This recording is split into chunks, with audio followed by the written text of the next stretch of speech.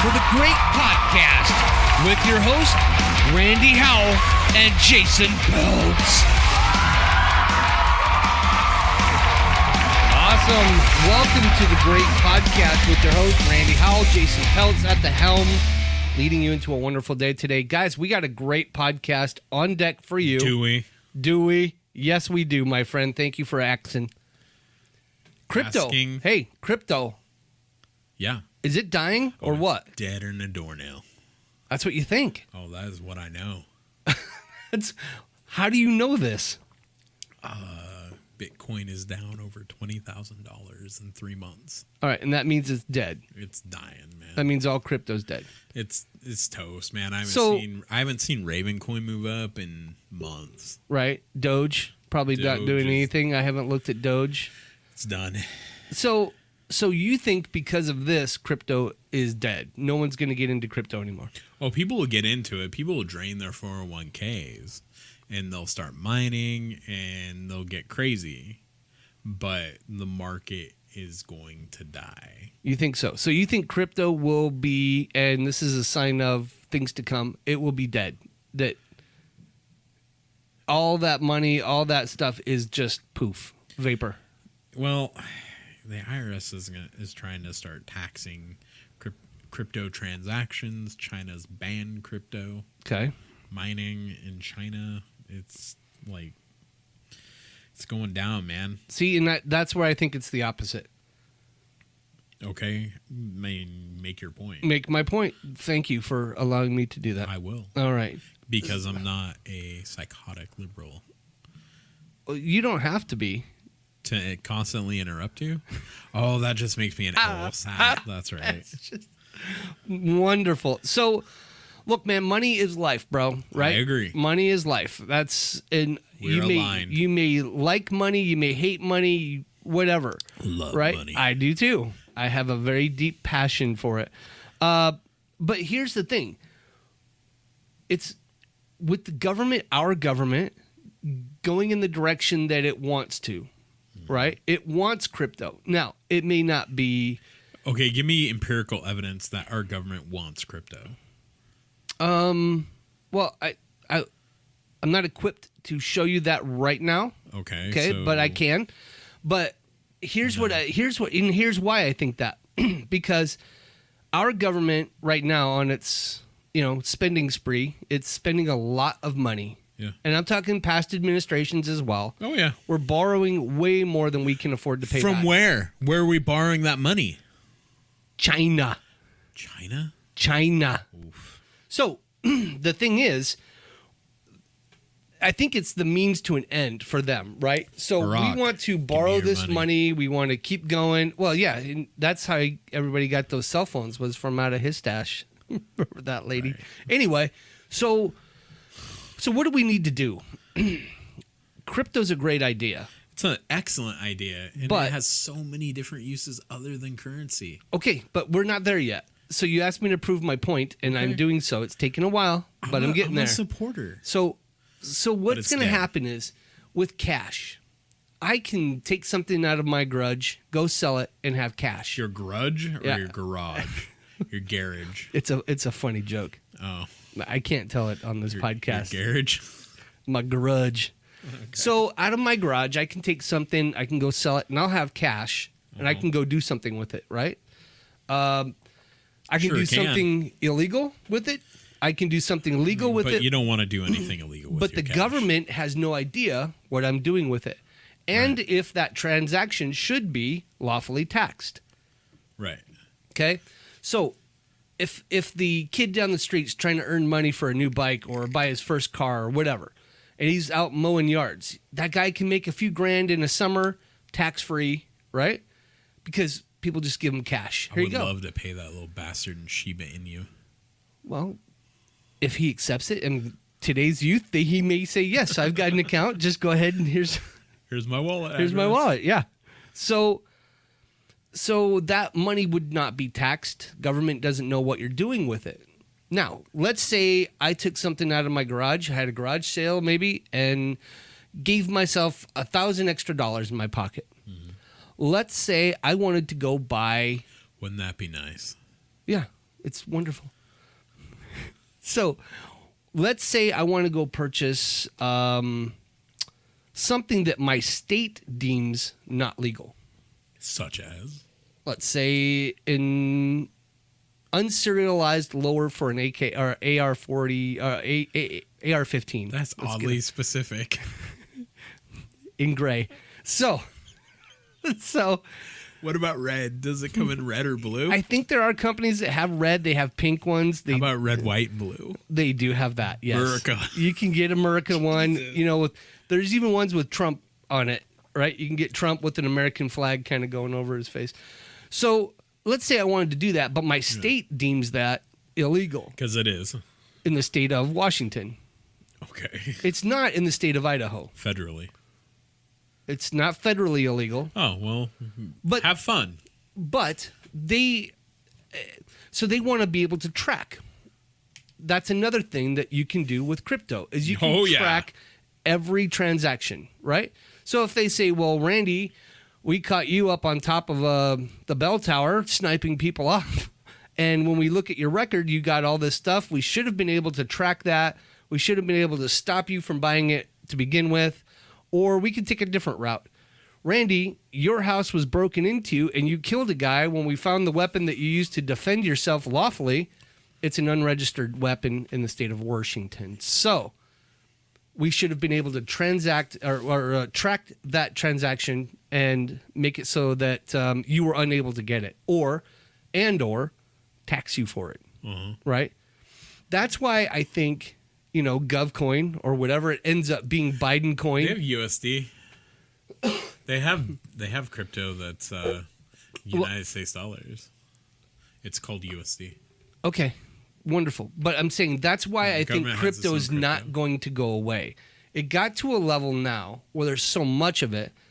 Now that I think the government's not going to ban it. I don't think they're going to get rid of it. And I think if it comes down to it, they may even influence it to be used more, right?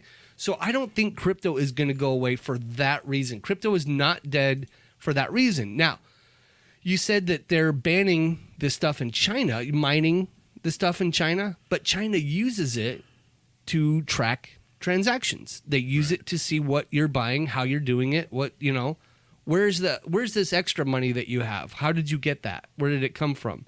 All these things that they don't need to know about, but they want to. And I think because of that, crypto will always be around and will be pushed more and more and more. And I don't think it'll ever die. Now, will it go up and down? Sure, it will. And I think we're seeing it down now. So if you got $50 in your pocket, go buy some Bitcoin. I mean, just go do it. Right? So that's... Well, the reason why China banned crypto mining is because of speculative risk in trading. Okay. All right. So China is not an economy that wants to grow like ours. And it potentially is a good thing for the rest of the world. Why do they not want to grow like ours? What do you mean by that? They want to control it. Okay. So they want to control it. They want it to grow, but they want to control it. Right. Right. And right now, try to buy a video card. Okay. Because of all the farmers in China. Yep. They bought them all up, and now video cards are ridiculous. Like, I bought one for a little... Well, my kids bought it for me. For a little over $100. That's like an $800 card now. Oh, my gosh. And it was like almost 2 years ago. Yeah. No, a little over a year ago. My bad. Well, I mean, so...